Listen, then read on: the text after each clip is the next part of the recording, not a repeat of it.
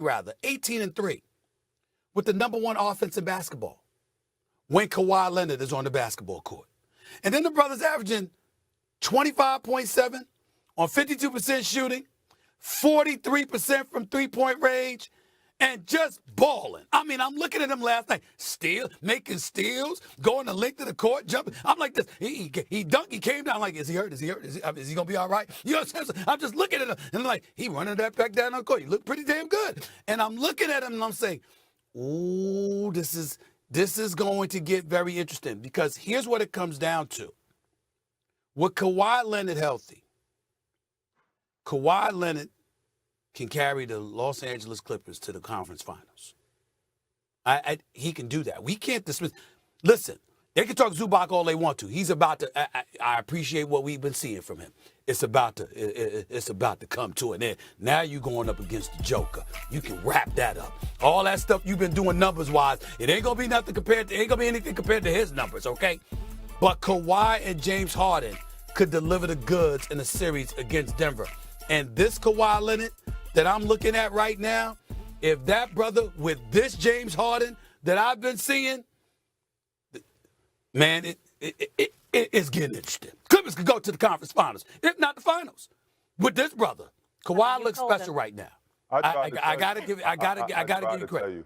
Listen, 9-1 going into the playoffs, playing as good as Kawhi's playing, and the best thing about it is that him and James Harden tag teaming is a scary sight. Having two dynamic Hall of Fame guards going into the playoffs, playing as well as they are, is going to be something to watch.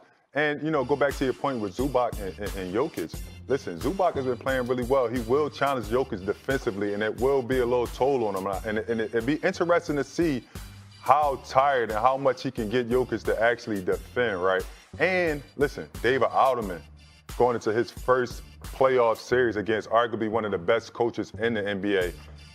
I don't know if Denver's ready for that, right? Because you have to speak on it. Like, I feel like Denver is in a position where it's twofold, right? If they lose, we fired our coach early before the playoffs started, right? So now you could put some of the blame on that. Jokic has been under this guy his entire career, 3 MVPs. You know, you brought up a lot of stats. He's number one in a bunch of different categories, right? Now you plug in a guy like David Adelman. How does he adjust on the fly? Like, how does he adjust? Does it really matter? Game to game? I think it does. I think it does, because now you have to actually prepare. How are you preparing for James Harden and Kawhi Leonard?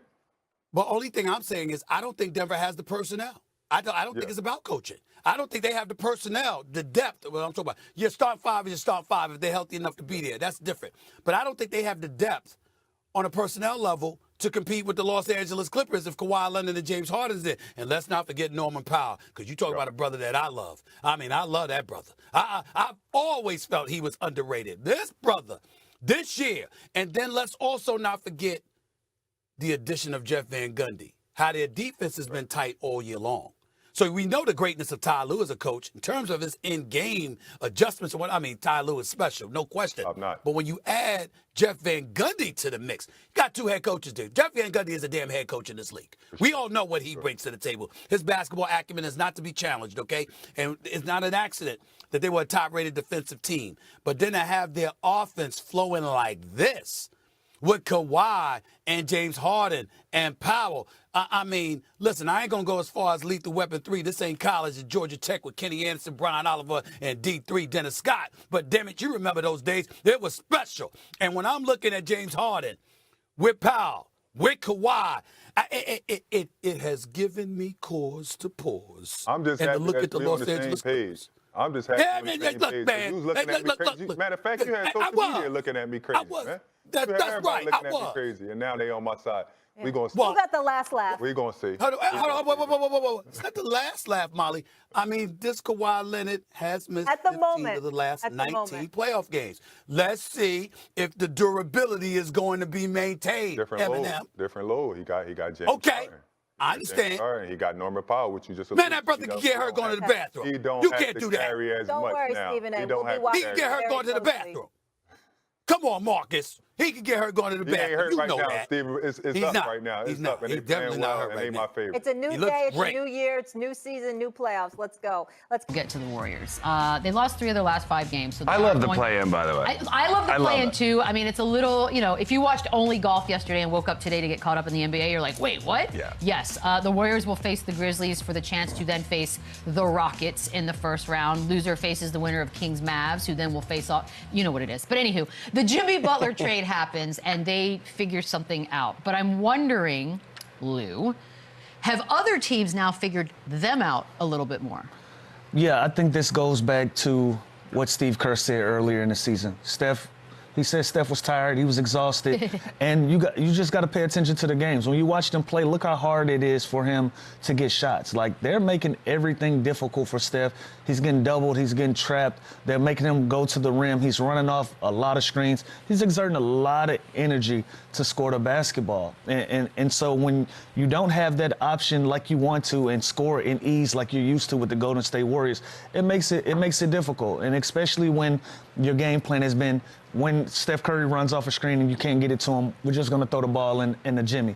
So teams are saying, well, listen, in this new climate of the NBA, where we shoot a bunch of threes, we're trade twos for threes right now. We won't overreact to Jimmy Butler posting up, being able to get to the free throw line, if that can stop us from Steph Curry having the opportunity to make 7 to 8 threes in a game. And so teams have adjusted to that. And now it's Golden State's turn to figure out another way to get easier baskets, to play more in the transition, where they won't have to rely on Steph Curry running off of so many screens and working as hard as he does to have to get a bucket. So teams have noticed that. You see it in the scouting report. But now in a 7-game series, when everything slows down, I think it opens up more because of the pedigree that they have. Yeah, and he causes so much attention, and the defense is focused so much on him. Guys like Moody and Podziemski, who's been great lately, they're going to get open looks. So in the playoff series, when everyone's watched, can they make 45, 50% of their threes in the series to offset the double teams and the traps that Steph Curry's getting? They're a much better team without Jimmy Butler. That is undeniable. They were good. They've struggled as of late. They are so much better defensively. They got better defensive. Draymond Green is going to win Defensive Player of the Year because Jimmy Butler went there and their team got way better defensively. Any man offensively. And he's great defensively, but this team is much better offensively, defensively. They're a better overall team with Jimmy Butler. So I can't sit here and say teams figured him out. I think they're going to have to make some adjustments on the fly, how Steph is getting guarded. But the other guys got to step up. Kuminga's got to be good. These other guys got Quentin Post is going to see some minutes too. They didn't really have a pick and pop center like him. He's been awesome. So it's going to have to be a collective effort for them. Well, that's the beauty of experience, I suppose, in their favor. Speaking of Memphis, by the way, real quick, they've lost 6 of their last 10, and they've done this before. They faced the Warriors in a play-in a few years ago on the road. They beat them. But they also feel, now word's not broken. How about off? Memphis feels a little off right now. That's appropriate. Right? It's like the Denver. They just fired their coach. It was kind of a shock. I mean, you hear great things about this dude now, and now what do they do, and how do they respond? And again, I think John Morant. There's all these all this distraction and stuff with him. Can he go and be the best player on the floor in this game and get it done? It's one game to get the Houston Rockets. Crazy. You kidding me? Like, I'm telling you. And again, I don't want to disrespect the Houston Rockets, but that is the youngest, most inexperienced team that's got home court advantage in this playoffs, other than the Thunder, obviously. But this is a blessing in disguise for me to win this game, get the 7th seed, and have to face the Rockets in the first round. The one thing that they have going for them is the Golden State Warriors absolutely hate the play-in. they're 0-3 in the play-in. They're yet to win it. Are they? Oh, it's 0-3. They're yet to win a game in the play-in. Like, this isn't their thing. So if there's one opportunity to catch Golden State